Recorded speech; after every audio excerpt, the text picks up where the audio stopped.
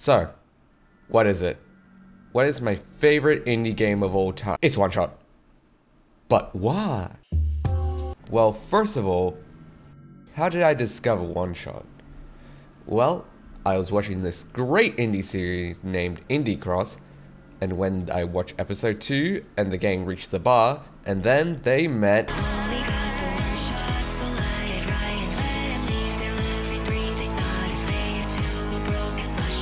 I instantly fell in love with this adorable little cat, not a cat person. They are adorable, little, small, and just a cute little cat creature.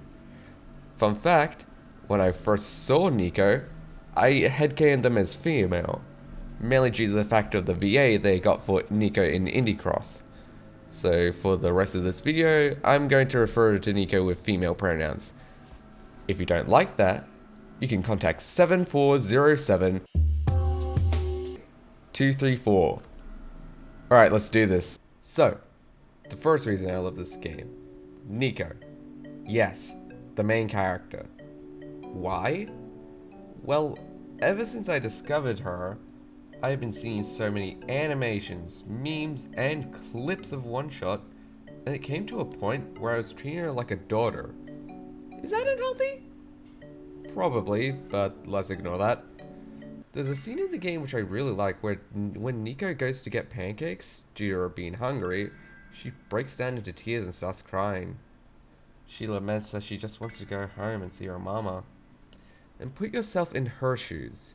You are a child who is transported here against your will, and are told you are destined to save an entire world from destruction. How would you react to this moment of having everything you've been told and have seen weighing down on you as you sit down and have a moment to process all of this that has happened so far? Luckily, male wife over here comforts her and calls her a tough kid. I love this character so much that I would do anything to protect her, to the point where I had anxiety when approaching the ending of OneShot, worrying whether or not she would get a happy ending. Maybe that other thing I mentioned is unhealthy. Nah. I have no real good segue for this next part. So, the second reason, the actual game, is a meta story-driven puzzle game which has some fun puzzles that my ape brain can figure out. Sometimes. And, to add on to this part, the characters. Other than Nico, my favorite has to either be Alula or Silver. These two are essentially polar opposites. Alula is optimistic and naive. She doesn't know the world around her is ending, but her older brother Calamus does his best to keep her innocent eyes shielded from the somber and depressing side of the world. With Calamus just trying his best to raise Alula, as he is essentially the closest thing to an adult the two have. Their mother died, and their father went to get a pack of ciggies, and despite all of this, Alula smiles through it and enjoys her life. All because Calamus shields her from the true nature of the world. Meanwhile, Silver is the complete opposite to Alula. Silver has been tamed, and she has been in this world longer than Alula. Well, she's a robot, so technically she can't age. And if you're not a OneShot fan and don't know what a robot being tamed means, it's kind of complicated. But it's where someone spends so much time with a robot, they essentially become human. In fact, Silver is one of the many people who have become jaded by the situation of the world, and have given up all hope on the Messiah returning the sun and saving the decaying world. And even directly tells Nico it may be better not to return the sun. But Silver also takes on a motherly role for Nico in the first act of the game. She makes sure Nico doesn't harm herself by touching Silver's battery. Silver makes sure Nico doesn't get hurt in the mines. She wants to make sure the Messiah can return the sun safely.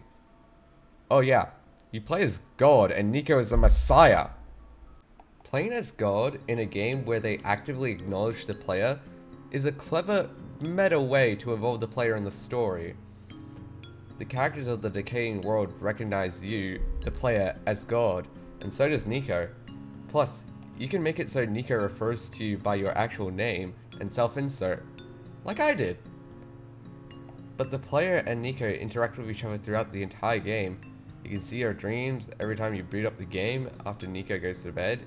You can talk to her about things like going to the ocean and whether you live in a village or not. And pancakes. Oh god, I have to talk about the pancakes! So, essentially, on the original game's 10th anniversary, Night-Margin, the creator of OneShot, created OneShot the Pancake episode. A short side game where you make pancakes with Niko and Lynn. And the pancakes you make are the special ones that Niko's mother makes, featuring candied hazelnuts, maple caramel syrup, and of course, the hazelnut flour pancakes. Why I bring this up is because in the description of itch.io, it reads, "Join Niko on a special interactive cooking lesson in OneShot Cafe, the coffee shop AU, where nobody dies." So, what does Night-Margin mean by that? Well, in OneShot, at the end of the game, when Niko and the player enter the world tower, the entity informs the player of a decision. They can restore the decaying world by replacing the sun back into its place at the top of the tower, or they can break it, allowing Niko to return home, but leaving the decaying world to die. The choice is entirely up to the player. You choose whether Niko returns home or saves the world. And I chose for her to save the world. At the end of the day, this world deserves to live, not to die.